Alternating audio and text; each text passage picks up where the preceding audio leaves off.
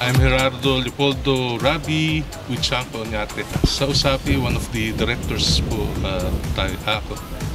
USAPI is Unified Scrabble Association of the Philippines, Inc.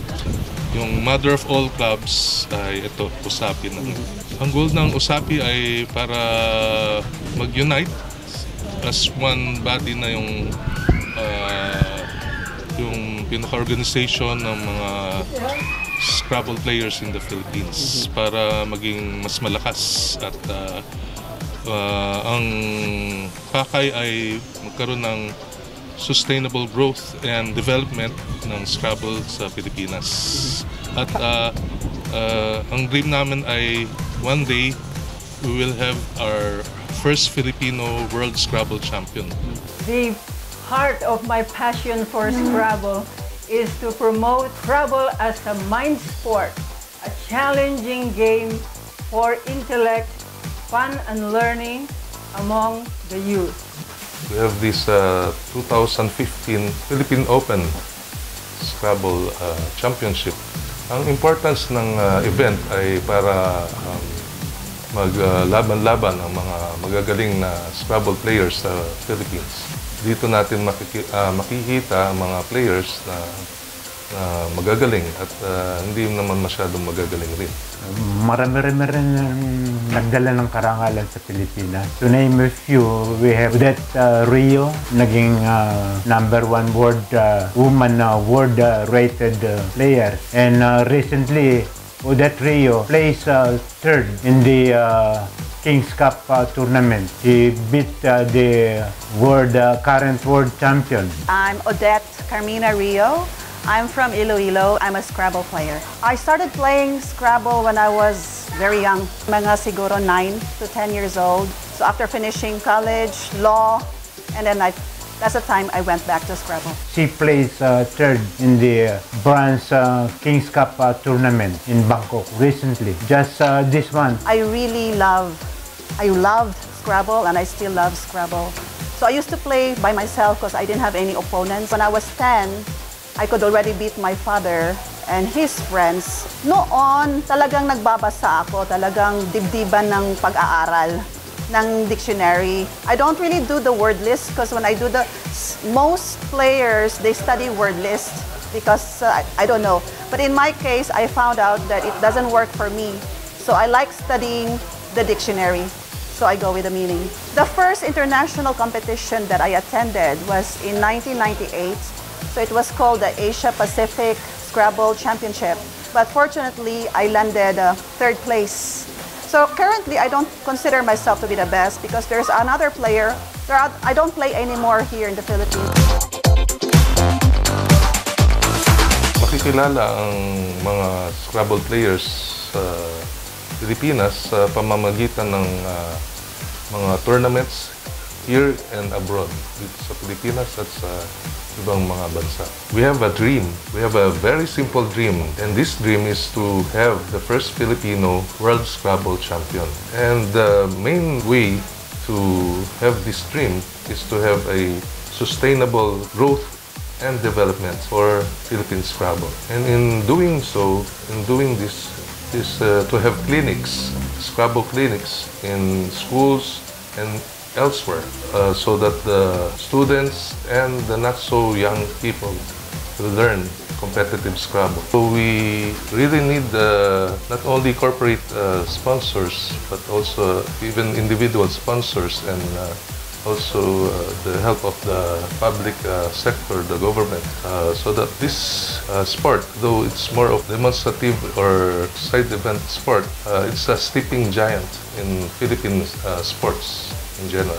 We need the support, private and public sectors, or even philanthropists, if there are any, to mount a training and development program for the kids so that they can aspire to play and hold their own among players from other parts of the world. Basically, we did a lot of drives or programs to entice the government to support this mind game. But apparently their interest is too low And now we are moving to private companies who are willing to do their CSR via this brain sports. Mahalaga po yung financial support. Siyempre, unang-una sa lahat, may kakayahan kang makapaggastos ng kung anong pwede mong naisin sa lalo na pag lalabas ka ng ibang bansa, may sarili kang pera or may kakayahan kang gumastos para makapaglaro sa ganung patimpalak po. When we compete in other countries, especially, the expenses are from our own pockets. I remember that even in my credit card, I had a bill up to more than 800,000 pesos. You have to use these credit cards to get the airfare ticket. Ang Thailand kasi supported by the king himself. Kaya you can imagine those few tournaments that I heard about. It's like they have 2,000 players or more. I think more than 2,000 players, close to 5,000. And that is big. Compared to Philippines, I think the biggest that we ever organized is like we haven't reached 100 players. Only because the government or the king of Thailand is supportive. It is being, I think it's being cascaded to all schools to start young, support them. And then the most amazing thing is they have produced particularly 2 world champions. And when you interview them, they can't even speak good English, but they know the words. So I call myself Scrabble addict. Yeah, I call it passion. So I become addicted to this sports like way back only like 6 years ago. It's the feeling. I say it's the feeling because every time I get the feel of the tiles, it always makes me feel ecstatic. It's really ecstatic. And then those obscured words that I learned from constant reading, every time I drew them out, I felt so proud. And then I always tease my opponent, hey, can you also do that? And the best part is when you play like 8 letters, 9 letters, and even 10 letters. Sa laro ng Scrabble, we have 7 tiles. If a player uses all those tiles in one play, we call it bingo. So if you're scoring that particular play is 25, there is a bonus of 50 points in that play, and we call that bingo. So 25 plus 50, you have a total of 75 in that play. It's hard to get young players to play Scrabble.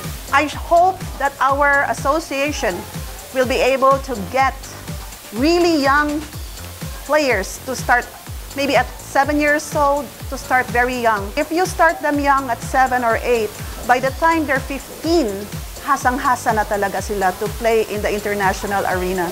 It's a mind game. In the highest level of Scrabble, it becomes mathematical. So if you play Scrabble, it really will develop your mind. You learn a lot of words, and then your vocabulary improves, but it's the mind thing. Your mind will improve along with it. So they have to ask themselves first, do I really love this sports? And then they can tap our help. One of us here from this tournament, we can help them start and give them the right materials. I hope and pray na maging successful ang USAPI sa mga undertakings ng USAPI, katulad ng mga sa ibang countries like Thailand, na ang players nila sa students, sa mga below 18 years old, suportahan ang USAPI para lalong lumakas at makamit natin ang ating adhikain na magkaroon ng mga magagaling na players, not only yung mga adult but more so sa mga kabataan natin. Sana ay sumali kayo sa mga tournaments na i-announce naman namin sa net at sa mass media.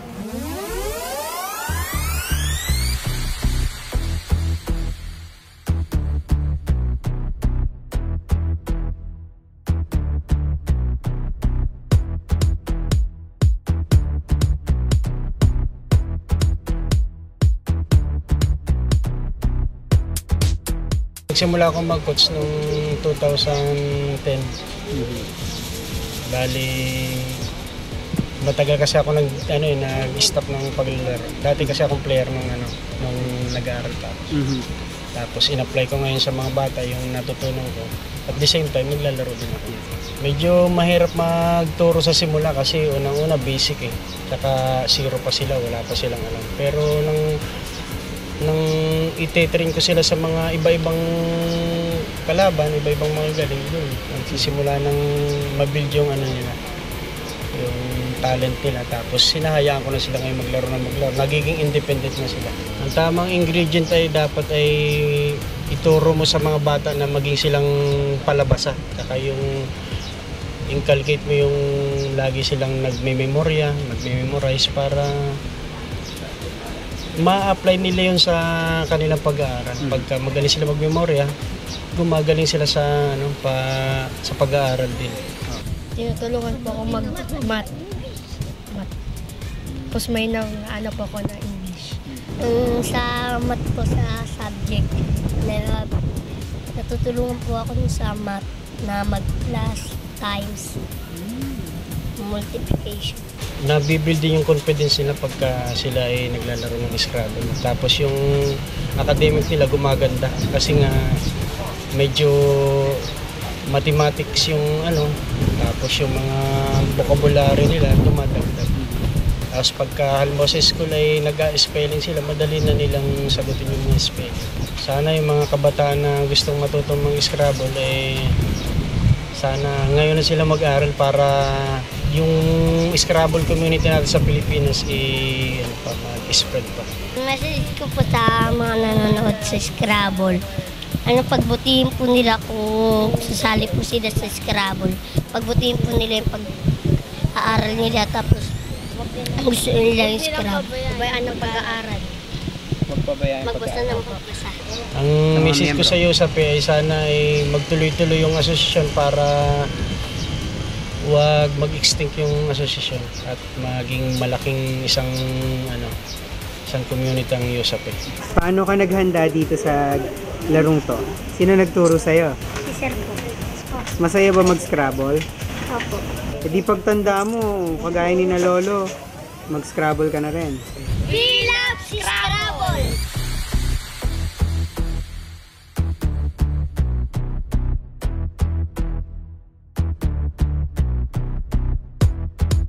Yung sa papa ko po dati kasi naglalaro na po siya matagal na po. Siguro since 1992, mga ganun po. So yung 7 years old ako, nakikita ko na po siya naglalaro. So kada tournament po na sumasali siya, sumasama lang po ako pero nanonood lang po. So yun po, nasubukan ko lang po makipaglaro kay papa, one-on-one. So ayun, habang tumatagal natututo ako. Tapos nung mga bandang 12 years old na po ako, may pumunta po sa amin galing po ng Cebu. Yung mga araw din po yun, kinabukasan nun, may laro po sila. So, tournament po yun. Qualifying tournament na para po sa World Championship, parang ganun. So, ayun, nahikayat lang po ako. Ang daddy mo talaga ang naglalaro po. So, yun, yung sa mga kasama niya rin po, magkakasama po sila. Nasubukan ko lang po na try ko kayang sumali sa Scrabble kasi total medyo may alam naman po ako pagdating sa paglalaro. So ayun, nasubukan ko po. 12 years old po ako noon 2-day tournament sa Makati po ata yun. Ayun po. Sumali po ako. Una kinakabahan po kasi ang dami pong bata. Sabi ko, feeling ko ang gagaling po nila. Tapos mga kaedad mo yung kalaban? Opo. Doon po ako sa division ng mga youth. So ayun. Kinakabahan po ako nun kasi first time ko lang po sumali sila, parang matagal na po naglalaro, tapos ako kakasali ko lang po, ganun. 2 beses po ako nakapunta ng Malaysia. Yung una ko pong sabak, 2009, so mga 12 or 13 years old po ako, ganun. Yun, so una kong pagsali, out of 92 youth players, naging 40 ako, kalahati po, mga kalahati. So, yung 2010 naman po, dito po ginanap sa Pilipinas, ganun po. So, number 8 ako. First time youth Filipino na makasali sa top 10, ganun. So, out of 100 po something, number 8 ako. So, 2011, sa Malaysia naman po uli ginanap sa Johor Bahru. So, yun, 2 consecutive year na number 8 uli ako. So, ayun, hopefully, sana nakapaglaro ako nung 2012 sa London. So, hindi po pinalad dahil po nagkaroon ng financial problem. Actually, alam ko yung may blanco siya. So I had to make sure that I never give him an opening to the triple. Kasi I could have bingoed also dito. Pero I knew he had the blank and he had the Q. So sabi ko, kung mag-o-open ako ng triple line, there is a possibility of a niner. So kahit lamang ako nun, you never give anybody a chance.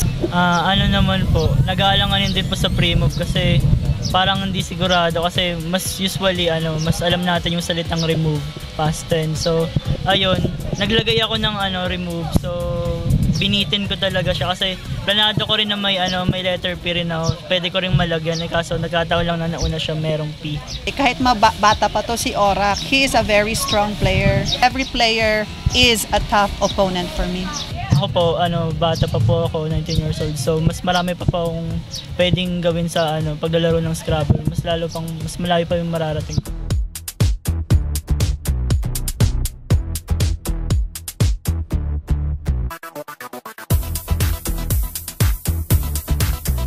$72 next month. 72? So mga 50 kayo nag-start? Oo. Medyo hindi ba yun late? Somewhere along the line. Pero late na pero nandun pa rin yung hilig sa laro. And you've been competing since 50? Mga ganon, no? Yeah.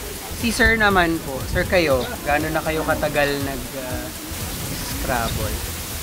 I started playing Scrabble when I was in college. Yung home Scrabble ba? Using Webster Dictionary. Yeah. But I organized Luneta Scrabble way back in 1982. So we go to Luneta every last Sunday of the month. We had players then, including Muslims, including people who are around the university, like that. Until they have organized so many organizations, this copy.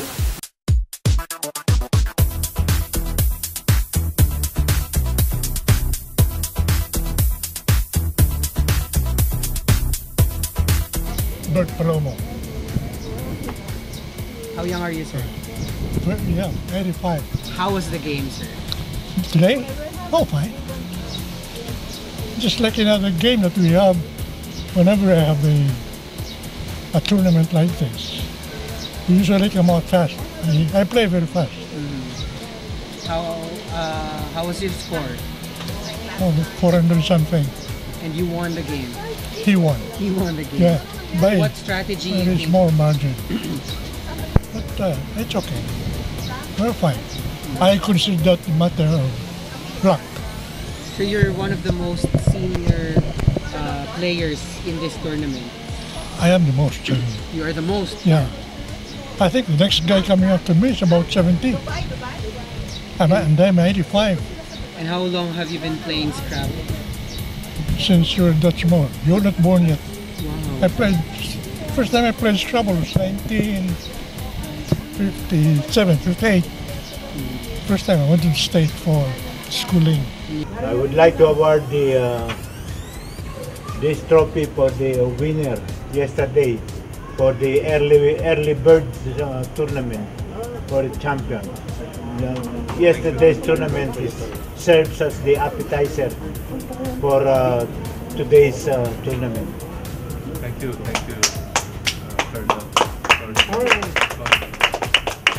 I thought that was the first and second. First highest youth player, Mr. Matas. Congratulations. Ito hindi na 300. Okay. Second highest junior player, Mr. Aaron Mejia. Ron Mejia.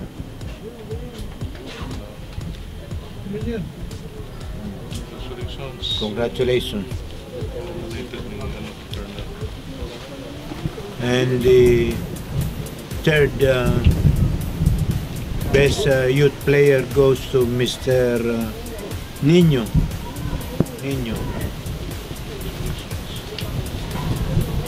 Oh. Pakamay. Okay. So ito naman yung